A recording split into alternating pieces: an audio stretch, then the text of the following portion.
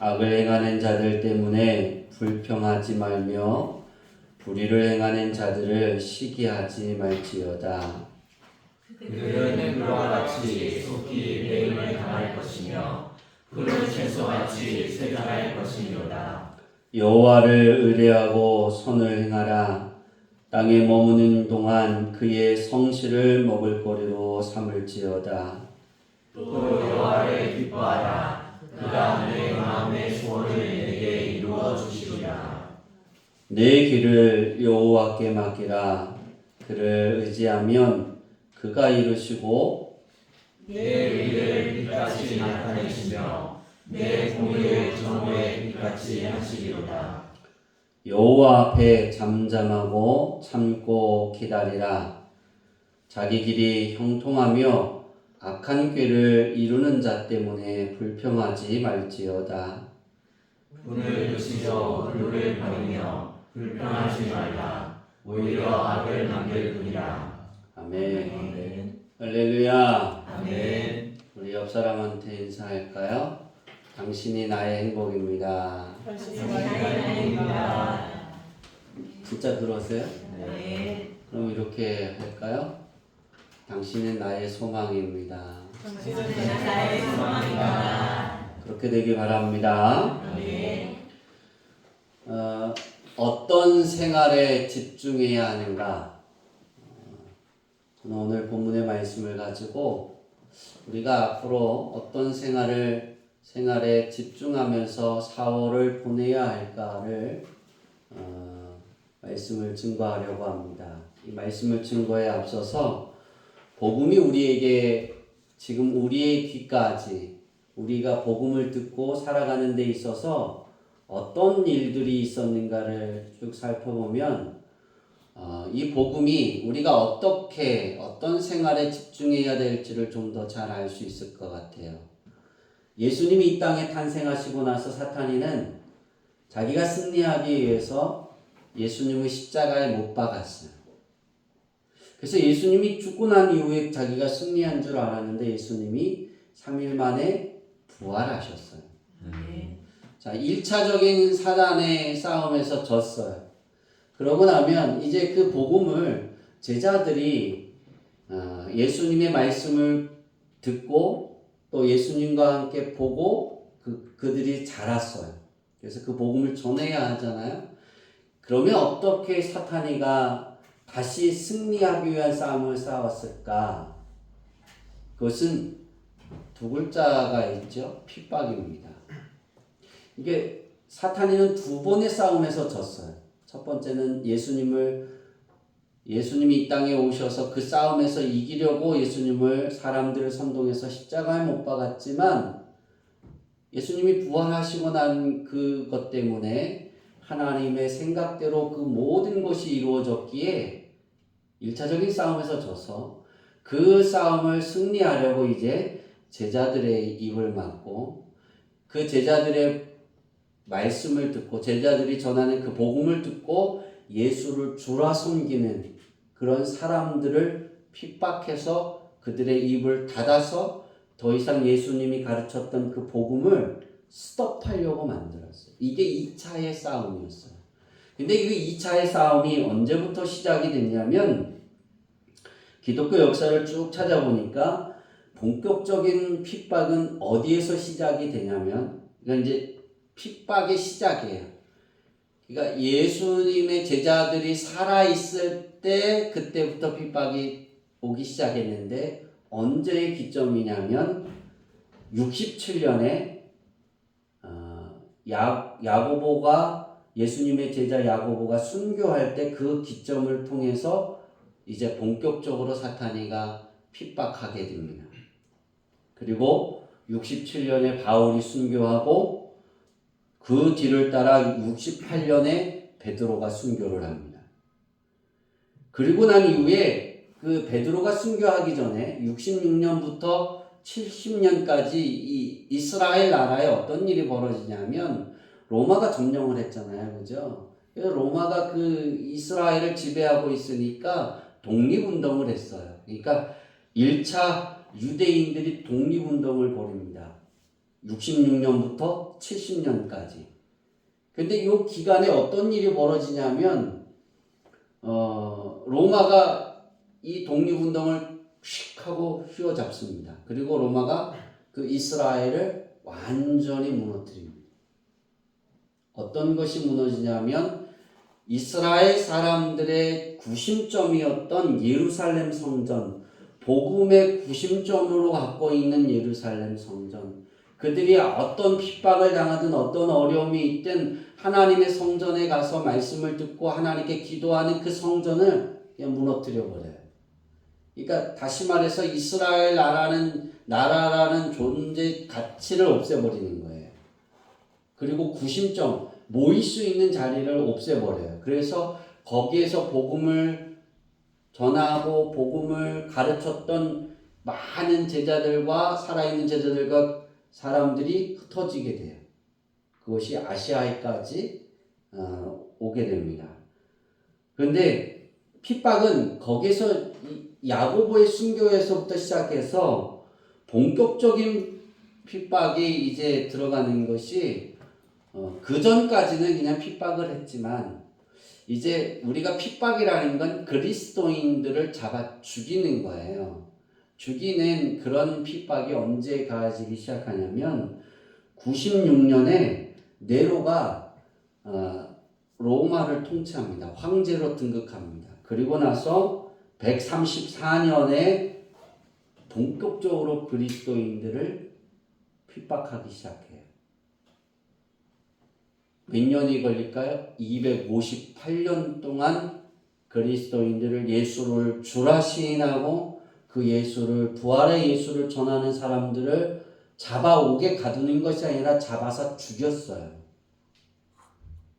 그래서 이 복음이 스톱되어지고 이 사탄이가 승리할 줄 알았어요. 그런데 더 이상 이 싸움에서 한 사람을 죽이고 나면 100사람이 믿고 100사람을 비판하면 1000사람, 10,000사람이 예수 그리스도를 주라 시인하고 부활의 예수가 나의 주님입니다. 라고 고백하기 시작하는 거예요. 이게 희한하게 죽이면 끝날 줄 알았는데 현종이 하나 죽였더니 그 피가 튀긴 모든 곳에 예수 그리스도가 부활의 예수가 나의 주님이 되는 거예요. 이 사단이가 이게 문제가 있구나라고 생각을 했어요. 그래서 그 싸움이 언제 끝내지냐면 우리가 잘 알고 있는 313년에 그리스도인을 핍박하는 잡아 죽이는 일들을 이제 로마가 스톱합니다. 그리스도교를 공인하는 그리스도교가 잘못된 종교가 아니라 참된 종교라는 것을 인정하는 로마의 밀라노 칙령을 통해서 아예 그리스도교가 좋은 종교다라고 로마가 그것을 선포합니다. 거기에서 313년에 이제 끝난 거예요. 그리스도인의 핍박이. 그리고 나서 우리가 잘 알고 있는 392년에 로마 그리스도교를 로마가 그리스도교를 다시 말해서 예수님을 믿는 기독교를 종교화시킵니다. 국교화시켜요. 그래서 이때 우리가 이제 주일날 예배를 드리잖아요. 안산농파 하나님의 교회와 신천지와 이렇게 해서 안식일을 지켜야 된다만 말하는데 왜 예배가 주일날 예배를 드리기 시작했냐면 이 258년 동안 핍박을 할 때 그리스도인들이 예수님을 믿은 사람들이 복음을 들은 사람들이 예수님이 부활하신 날을 사람들이 숨어서 또는 그 어떤 한 공간에서 예배를 드리기 시작했어요. 복음을 전했어요. 그때까지는 휴일이 아니었어요. 제가 언제 주일이 휴일이 되었을까라고 역사적으로 찾아보니까 기독교 역사를 쭉 보니까 392년에 주일을 이제 258년 동안 그리스도인을 잡아 죽였잖아요. 그죠? 그러니까 로마가 이걸 국교로 하고 나서 보니까 너무 미안한 거예요. 잘못을 많이 행한 거예요. 선대 황제들이, 역사가 너무 예수 그리스도를 핍박한 거고 하나님을 핍박한 거고 하나님의 백성들을 핍박하는 거예요. 그래서 선물을 뭐를 줄까라고 황제가 생각을 하다가 생각한 것이 그들이 예수님이 부활하신 첫날을 기념해서 계속 예배를 드렸어요. 말씀을 가르쳤어요. 그러니까 그렇게 해라 하고 예배를 잘 드리라고 뭐예요? 휴일을 아예 선포를 했어요. 그것이 지금까지 이어오는 주일의 역사입니다. 제가 왜 이 역사를 쭉 했냐면 2차 사탄의 계획도 졌어요. 그러면 이제 핍박이 끝나고 난 이후에 지금까지 흘러오는 사탄의 계획은 뭘까? 승리하라는 계획이 뭘까? 그것은 따라해 봅시다. 문화다. 이제 문화와 전쟁이에요. 우리는 이 문화 속에서 잘 살아야 돼요. 그냥 한 가지 좀 더 시간을 할애해서 한 가지 우리가 어떤 생활을 집중해야 될까? 복음에 합당한 생활을 집중하는 것이 맞는데 이 문화 속에 예수 그리스도가 내 안에 주님이 된 생활을 집중해야 되는 거예요. 그러려면 우리는 어떻게 해야 될까요? 그러면 우리 수도사들 옛날에 그 청교도혁명이었던 수도사들처럼 이 세상을 다 등지고 그냥 산에 들어가서 수도를 닦는 것처럼 복음을 믿어야 될 거 아니에요. 하나님은 그렇게 말씀하지 않으셨어요. 세상의 빛이라고 말씀하셨어요. 우리가 세상을 떠나 빛이 아니라 세상 안에 있는 빛이에요. 그럼 그 빛 안에 세상의 문화 안에 우리는 지켜내야 되는데 뭘 지켜야 되느냐? 예수 그리스도가 내 안에 주인된 삶을 지켜야 된다는 거예요. 핍박 속에서 제가 생각해 봤어요. 258년 동안 그리스도인들이 유대인들만 잡혀 죽인 게 아니에요. 그러니까 우리는 이렇게 역사를 이렇게 볼 때 로마가 이스라엘 나라가 로마에 이렇게 점령이 돼 있었잖아요. 그래서 그 안에 있는 유대인들, 이스라엘 나라 안에 있던 사람들을 이렇게 운동장을 이렇게 만들어 놓고 사자가 잡아먹고 그런 영화 많이 봤잖아요. 안 보셨군요. 끄떡거리시는 분은 나이가 드신 거예요. 지금은 그런 영화 안 하잖아요. 되게 많이 봤어요. 제가 어렸을 때. 제가 중학교 때, 고등학교 때도. 그렇게 핍박을 당했거든요. 근데 사탄이가 이거에 대해서 그리스도인들이 넘어가지 않고 이 복음이 스톱되어지지 않으니까 계획한 것이 이제 오픈시켜놓고 풍요를 주었어요. 풍요를 주니까 이걸 세 번째로 택할 수가 없는 게 거기에서 무너지지 않았으니까 이 풍부해지고 돈이 많아지고 그 다음에 문화가 생겨지니까 조금씩 뭐가 쇠퇴해지기 시작했어요? 예수 그리스도가 사람의 생활에서 쇠퇴하기 시작했어요. 로마가 망하는 데의 역사를 잘 보면 돼요. 로마가 예수 그리스도를 주라 시인하고 하나님을 아버지로 섬기는 그 나라로 만들었잖아요. 선포했잖아요. 근데 로마가 망했어요. 왜 망했을까요? 그게 없어졌어요. 그것을. 그래서 생각해 본 거예요. 잡아 죽이는 그 핍박의 시대의 신앙을 소유하고 어떻게 그 믿음 안에 사는 생활이 편할까? 지켜내는 게 편할까? 지금이 편할까? 어떤 게 편할 것 같으세요? 지금이 힘들어요. 우리가 생각할 때는 복음을 받아들여서 내가 힘들어지고 목숨이 위태위태하고 그런 초조한 그 삶을 살아가는 것이 복음을 지키는 게 어렵다라고 생각했지만 그렇지 않아요. 사단이가 지금 3차의 전쟁을 하고 있는 이 문화의 전쟁에서 굉장히 많은 승리를 거뒀어요. 정말입니다.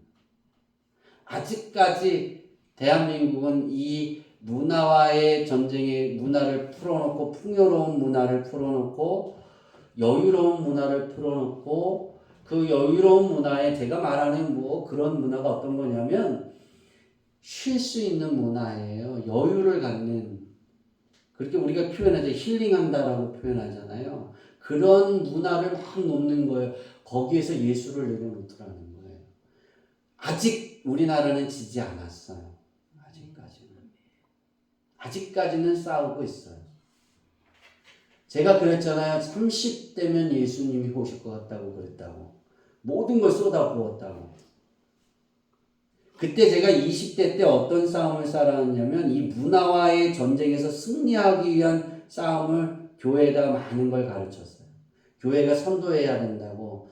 제가 22살 때부터 힐링 캠프를 열어야 된다. 캠프를 열어야 된다. 여유를 줄 수 있는 삶을 가르쳐야 한다. 앞으로 그것이 돌아온다.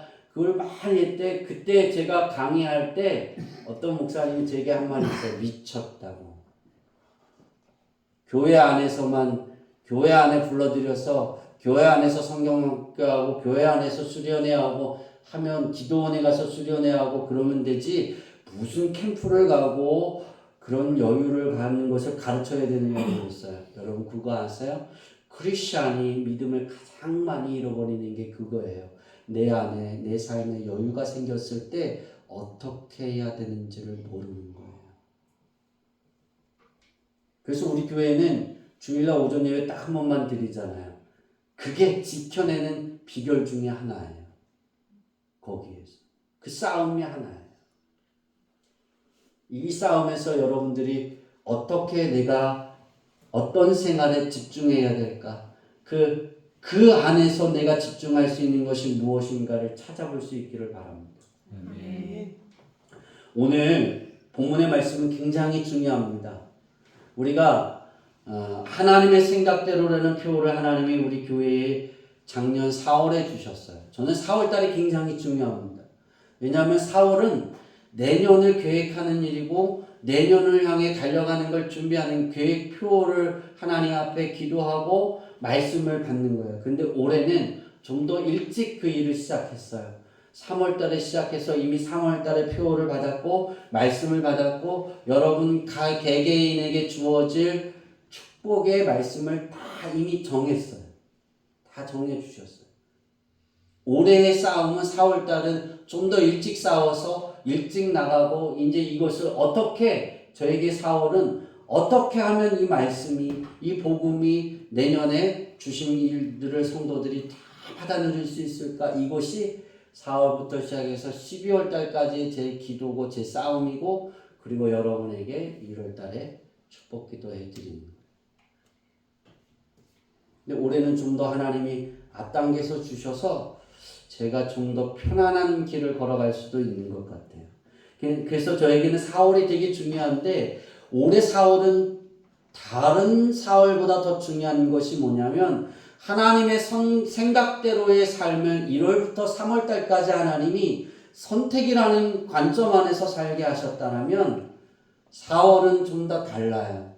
4월은 생활의 관점을 주신 거예요. 내가 강하고 담대한 마음으로 어떤 일이 있든 어떤 고난에 있든 어떤 핍박이 있든 어떤 괴로움이 있든 하나님을 선택했어요. 부활의 예수를 선택하는 삶을 우리는 살아야겠다고 3월까지 기도하고 나갔어요. 그럼 4월은 어떻게 하느냐? 4월은 어떻게 하면 하나님의 생각이 내 생활에 펼쳐질까? 그래서 4월 한 달의 모든 주제를 이 제목 안에 다 실어놨어요. 어떤 생활에 집중해야 하는가. 그 말씀은 제가 신학생이 되면서 나는 이 두 가지 싸움만 하고 살고 나는 죽을 거야 라고 결정한 두 말씀이 있어요. 하나는 요한복음 8장 29절에 하나님을 기쁘시게 하는 생활이에요. 항상. 우리는 우리 교회가 이곳에 2002년 9월 15일에 창립되어져서 많은 것에 핍박을 받아서 싸웠어요. 전쟁처럼 살았어요. 그것을 다 해결해서 4년 전에 선포했어요. 싸움이 1차 끝났다. 우리 2차적인 싸움을 이제 살아갈 것이다. 그래서 1차적인 목표를 완성하고 내렸어요. 요한복음 8장 29절에 삶의 목표를 내렸어요. 여러분이 사무연회 때만 기억할지 모르지만 사무연회 때 꼭 보여지는 그 삶의 목표에 시편 37편 4절의 말씀이 있어요. 두 번째 목회의 목표가 성도들이 하나님이 내게 맡겨주시는 양떼들을 어떻게 내가 인도할 것이고 내가 어떻게 먹일 것이고 그들을 어떻게 풍성하게 할 것인가의 목표를 세웠을 때 두 번째는 여호와를 즐기는 거예요. 아멘. 다윗이 오늘 37편의 1절부터 8절의 말씀에 쭉 고백하는 것처럼 여호와를 기뻐하라 그리하면 너희 소원을 이루시리라. 우리 이 뒤에 것 때문에 앞에 것을 잊어버릴 때가 많아요. 전 뒤에 거를 소원을 이루기 위해서 여호와를 기뻐하는 게 아니에요. 여호와를 즐기는 삶을 살았으면 좋겠다. 아멘. 제가 예수님이 십자가에 못 박혔을 때 그 패션 오브 크라이스트 영화를 또 봤을 때 당당함을 받다 그랬잖아요.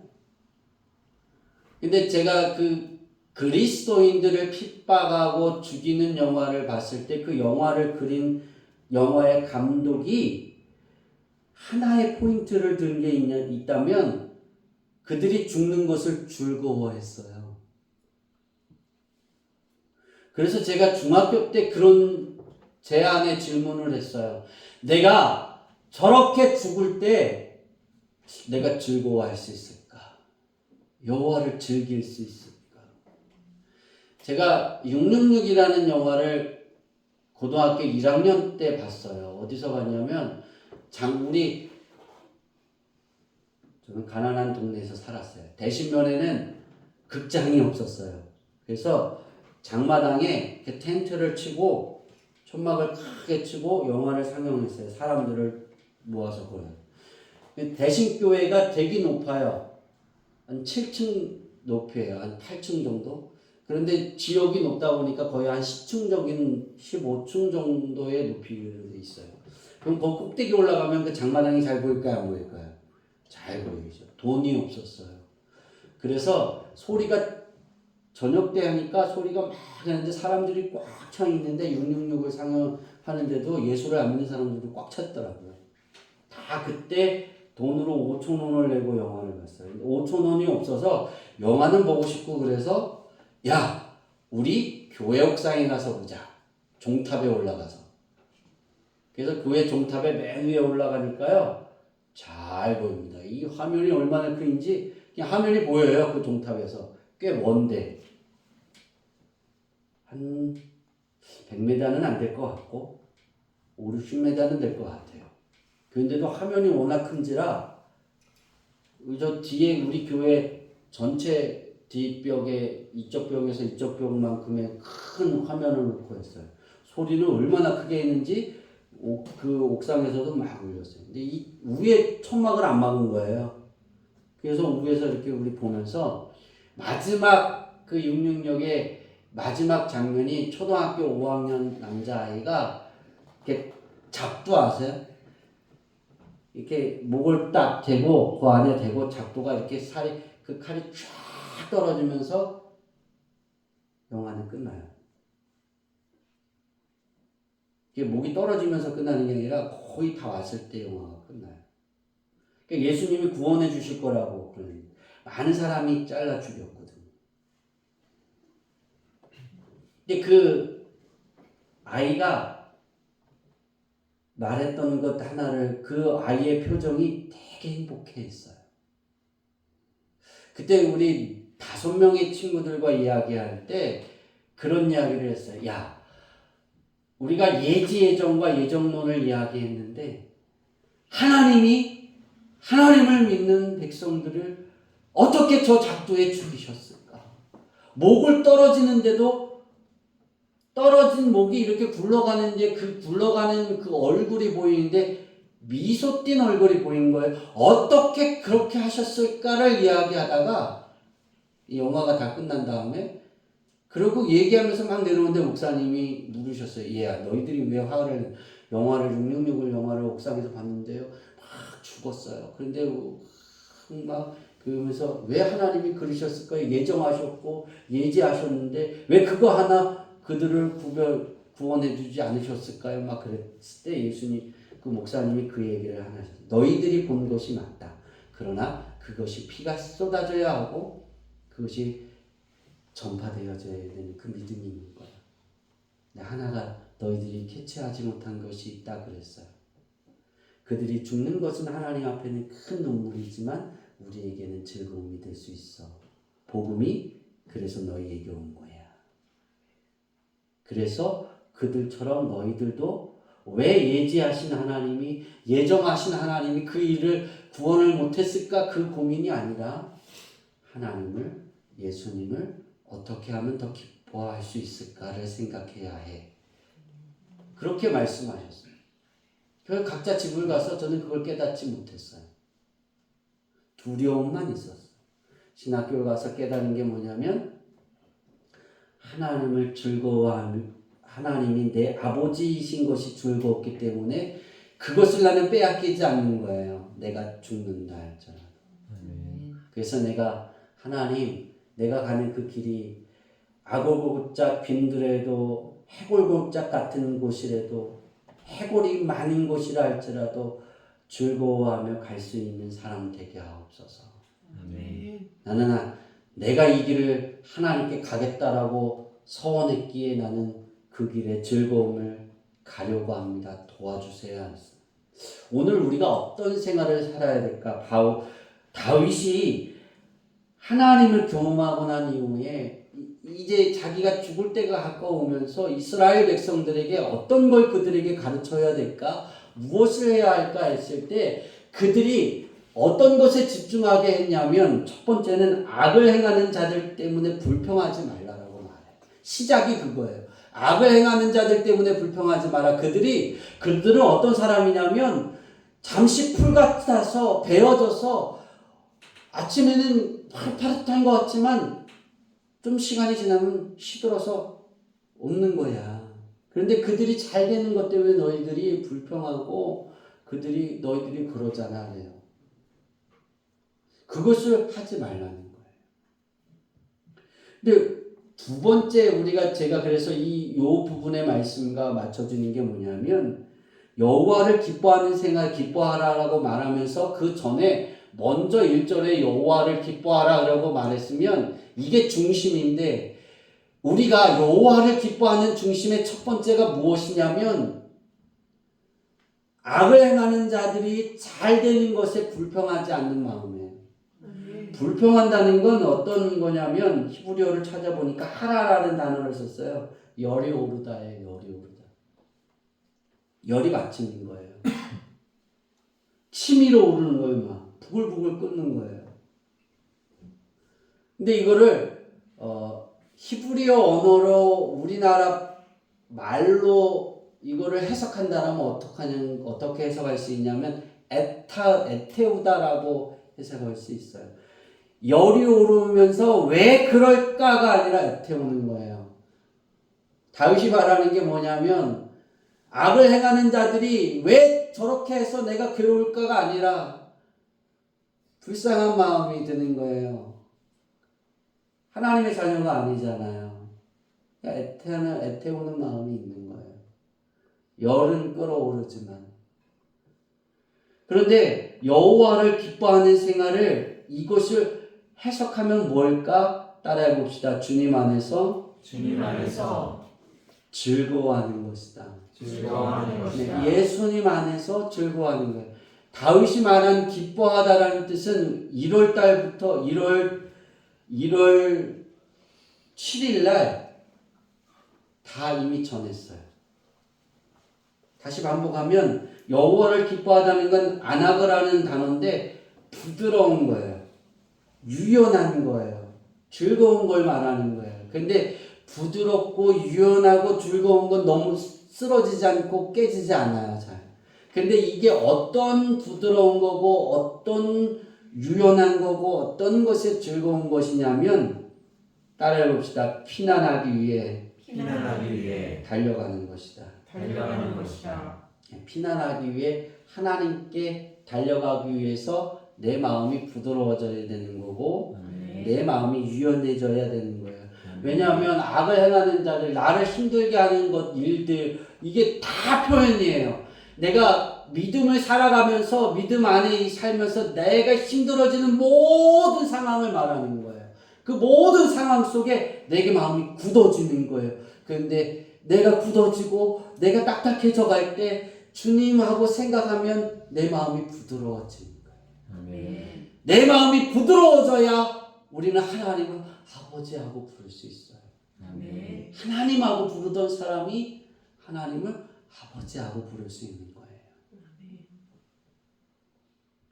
그래서 우리가 하지 말아야 되는 것이 뭐냐면 악을 행하는 자들, 이 불신자들이 악을 행하는 자들이 자기가 잘 되는 그 사람들이 부자고 잘 되는 것이 부러워하는 마음이 없어야 된다는 거예요.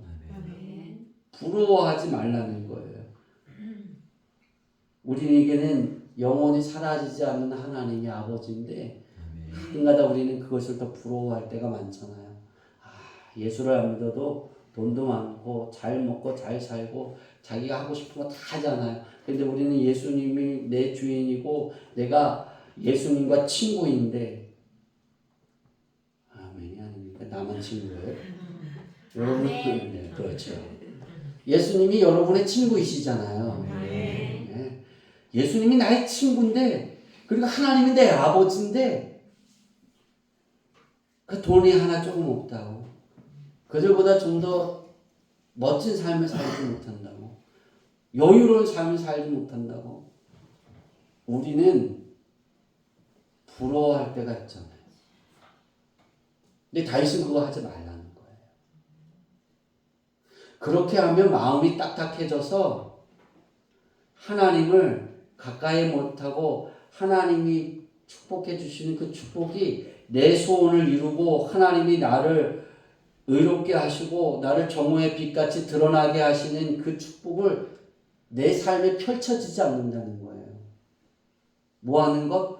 악을 행하는 나보다 잘 되는 사람들이 부러워지는 거고 그 사람들에게 내 마음이 쏠리고 왜 그럴까? 그리고 나는 왜 이런 것밖에 되지 않아? 그렇게 생각하거든. 그러면 하나님과 멀어진다는 거예요. 다윗이 생각한 거예요.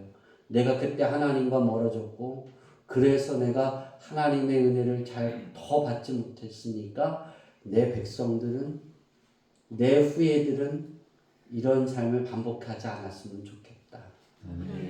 그것이 다윗의 간절한 마음이에요. 다윗이 그러잖아요. 우리가 어떤 생활에 집중해야 할까를 다윗이 이야기합니다. 우리 잠깐만요. 여호와를 네, 우리 7절 읽겠습니다. 시작. 여호와 앞에 잠잠하고 참고 기다리라. 자기 길이 형통하며 악한 죄를 이루는 자 때문에 불평하지 말지어다. 이 말씀은 이제 우리가 지금 고대 말씀을 드리려고 하는 결론이에요. 자, 그러면 어떤 거의 결론이냐면 3절 읽겠습니다. 시작. 여호와를 의뢰하고 선을 행하라. 땅에 머무는 동안 그의 성실을 먹을거리로 삼을지어다. 네, 이제 우리가 어떤 것을 먹고 어떤 삶을 어떤 생활에 집중해야 하는지를 악을 행하는 자를 불평하지 마라. 그들이 악을 행하는 자들 때문에 불평하지 마라. 불의를 행하는 자들을 시기하지 마. 이거에 대한 이제 답을 주는 거예요. 불평하는 삶이 아니라 여호와를 의뢰하는 것. 그러니까 하나님을 의뢰하는 그 생활이 너희의 먹을 것이 돼야 된다라고 다윗이 말하고 있어요. 다시 말해서 여호와를 의뢰한다라는 것을 우리가 이제 이게 한문적으로 표현한 건데요. 원어를 표현하면 뭐냐 어떤 뜻이 있냐면 따라해 봅시다. 피난하기 위해 담대한 어떤 마음이에요? 아니야. 이 의뢰하다라는 건 어떤 뜻이냐면 피난하기 위해 시작이 되는 거예요. 내가 피난하기 위해 따라해 봅시다. 담대한 마음과 확신과 신뢰의 마음을 갖는 것이다. 신뢰의 마음을 갖는 것이다. 그러니까 이제 우리가 하나님을 여호와를 의뢰하라라고 말하면 이게 뭔 뜻이냐면 이거 내 먹을거리가 돼야 되는데 그러면 여호와를 의뢰하는 먹을거리가 뭘까? 그게 뭐냐면 내가 피난하는 거예요. 아프면 어디로 피난해요? 그렇죠. 아주 잘하네요. 아닌데 땡을 쳐야 되는데 지금. 아프면 첫 번째 어디로 피난해야 돼요? 그렇죠. 하나님 앞에. 하나님 나 아파요. 하나님 나 치료해 주세요. 그리고 기도하고 병원 가야죠. 누가 병원이라고 그랬어요? 권사님이 쭈쭈바 하나씩 사줄 거예요. 첫 번째는 하나님께 피해야 되는 거예요. 그러니까 우리는 여호와를 의뢰한다는 건 피난하고 싶은 마음을 갖는데 그 마음이 담대한 거고 그 마음이 확신을 갖는 거고 그 마음이 신뢰를 갖는 거예요. 하나님이 내가 하나님께 피하면 내가 이 피하는 문제를 하나님이 해결해 주시고 도와주실 것이고 길을 열어주실 것이고 아멘은 문제예요. 다 끝났는데 좋은 것이 축복으로 나타날 것이라는 것을 확신하는 거예요. 그래서 피난하는 이런 마음을 가지고 어떻게 하냐면 따라봅시다. 다시 피난하기 위해 그러니까 이제 이 세 가지 마음이에요. 이 세 가지 마음이 내 안에 있는 거예요. 하나님을 향해 피난하기 위해 따라해 봅시다. 서둘러 하나님에게 가는 것이다. 하나님을 의뢰 여호와를 의뢰하라고 다윗이 말한 건 너희들이 이런 일이 있지 않니? 너희들이 그 하나님을 섬기지 않는 사람들이 더 힘이 세고 막 괴롭힐 때 너희가 하나님이 나를 도와주실 거야. 하나님이 나를 붙잡아 주실 거야. 하나님이 내 아버지야. 이 확신한 마음을 가지고 서둘러 하나님께 가는 거야. 이것이 너희의 먹을거리로 삼아라 그랬어요. 이것이 너희의 먹을거리로 삼으면 그리고 하나를 더 더하는데 기뻐하면 내 소원을 하나님이 이루실 거야. 그리고 내 길을 여호와께 맡기면 그 길을 의지하면 그가 이루시고 내 의를 빛같이 나타내실 거야. 근데 그런 생활이 뭔지 아느냐? 여호와 앞에 잠잠하는 거야. 내가 화를 가지고 하나님 앞에 막 하나님 저 사람이 그랬잖아요. 저 사람은 저렇게 잘 살아가잖아요. 현정이는 예쁘게 파마도 하잖아요. 저는 우리 어머니가 죽을 때까지 파마도 하지 말고 우리 어머니가 그러셨어요. 내 눈에 흙 들어가기 전에 머리에 제가 엄마 나 노란물, 파란물, 빨간물, 하얀물 들여서 설교하고 싶어. 그랬더니 5월 달에 그러고 하고 싶다고 그랬더니 그러면 안 될까? 내 눈에 흙 들어가기 전에 절대 그걸 하지 마. 파마하고 싶어. 절대 하지 마 그랬어요. 그래서 밭에서 얘기를 하다가 제가 뭘 집었을까요? 흙을 훅 쥐고 확 던졌어요. 엄마한테. 그때 엄마 눈에 흙 들어갔으니까 나 가서 해도 될까? 그랬더니 이놈의 새끼. 내가 죽기 전까지. 그래서 저는 아직 파마를 하고 싶은데 우리 어머니가 천국을 안 가서 파마를 못해요. 저는 우리 어머니가 천국 가시면 어느 날 5월 달에 5월 5일 날 되면 빨간 머리, 파란 머리, 주황색 머리, 하얀 머리가 여기 물들여져서 있을 거예요. 아멘은 이거 이렇게 싫구나. 우리 옥내 이사님이 여기 안 계시는데 옥내 이사님이 남자인데 파마했는데 얼마나 멋있어요. 아니시구나. 적응돼서는 안 돼요. 저 천국 갈 때까지 하지 마세요. 그러셨어요. 저도 그러고 하고 싶었어요. 근데 우리가 인생을 살아가면서 그거예요. 서둘러 가는 거거든요. 하나님 앞에. 피난하기에 서둘러 가는데 내가 이거 하나님 앞에 막 이런 일이 있었어요 라고 막 그 화를 내는 마음으로 하나님께 가는 것이 아니라 하나님 도와주세요. 내가 이렇게 연약해요. 내 길을 하나님께 맡길 수밖에 없는 연약함이 내게 있어요.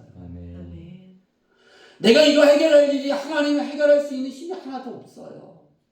그래서 다윗이 말하잖아요. 내 길을 여호와께 맡겨라. 그를 의지하라. 누가 맡겨요? 힘 있는 사람 맡길까요? 안 맡기죠. 하나님은 어떤 사람만 의지해요? 연약하다라고 느끼는 사람, 부족하다라고 느끼는 사람, 나는 할 수 없다라고 느끼는 사람. 제가 밭에서 우리 어머니 눈에다가 흙 뿌렸는데요. 한 대 맞았어요. 그리고 못했잖아요. 아직. 세게 때리고 싶지. 세게 때려서 정신을 아직 못 차렸군요. 우리 아버지한테는 죽을 때까지 때릴까봐 못했어요. 그 얘기를. 우리 어머니도 허락을 안 하시더라고요. 근데 우리가 하나님 앞에 갈 때 우리는 연약하잖아요. 여러분 그거 아세요? 우리는 당연 아침에 일어나서 숨을 쉬고 일어나서 양치하고 거울 보고 세수하고 밥 먹고 양치하고 뭐 그런 게 당연한 것 같은데 하나님이 허락하지 않으면 아무것도 안 돼요. 우린 그런 연약한 존재예요. 그런데 그것이 하나님이 그냥 부여해 주시니까 내 힘으로 난 그런 걸 다 할 수 있어 라고 말하는 것 같은데 절대 아니에요. 우리는 풀 한 포기도 살릴 능력도 없어요. 정말이에요. 하나님이 해줘야 합니다. 그거 아세요? 똑같이 화분에 물을 주는데 사모님하고 나하고 제가 물 주면 화분이 죽어요. 근데 사모님이 물 주면 뭐예요? 살아요. 내가 15만 원, 제가 10만 원짜리 아주 예쁜 동백을 사다 놨는데 얘 열심히 살으라고 물을 잘 주셨더니 가셨어요. 근데 제가 손을 안 대고 있으니까 제가 밑에 손 대는 건 죽더라고요. 사계절 꽃이 피는 동백을 사다 놨어요. 그래서 제가 물을 사모님이 안 볼 때 조금씩 뿌렸어요. 가셨어요. 근데 제가 손을 안 대는 건 다 살더라고요. 제가 뭘 설명하려고 하는지 아세요? 내가 이걸 해서 매 사계절 내내 꽃이 피어서 성전에 놓고 싶어. 그랬는데 죽였어요. 누가? 내가. 하나님이 너 하지 마. 그런 건데 제가 했어요. 이거 내가 꽃 피운 거예요. 내가 이렇게 한 거예요. 말하고 싶어서. 알 수 없어요. 하나님이 그곳에다 함께 해야 돼요. 내가 할 수 있는 모든 일도 하나님이 허락하지 않으면 우리는 숨 쉬는 것조차 못하는 거예요. 그걸 잊지 않기를 바랍니다. 다윗은 그걸 알고 있었던 거예요. 그래서 이스라엘 백성들이 이걸 반복할까봐 두려웠던 거예요. 그래서 다윗이 그러잖아요. 하나님께 너희가 담대한 마음과 그러니까 내가 좀 잘못했어도 하나님이 나를 내가 하나님이 내 아버지니까 나를 용서해 주실 거야. 나를 품 안아 주실 거야. 나의 이야기를 들으실 거야. 그런 마음을 가지고 뭐 하라고요? 하나님께 달려가라는 거예요.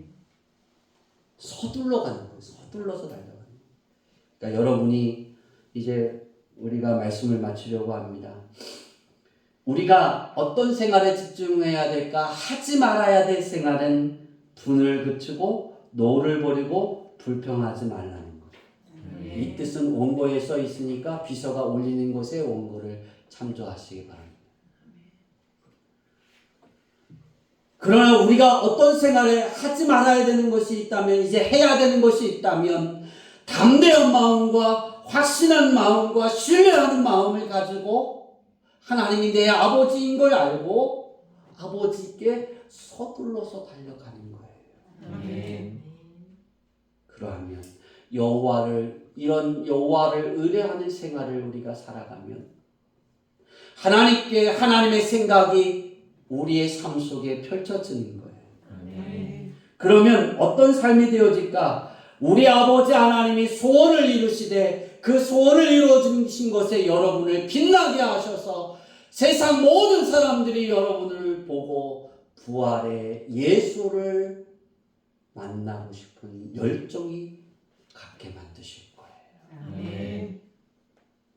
우리 사랑하는 성도들이 4월 한 달 동안 어떤 곳에 여러분의 삶에 집중할 때 서둘러 하나님께로 달려가는 그 삶이 있기를 바랍니다. 아멘. 그래서 제가 항상 이야기하잖아요.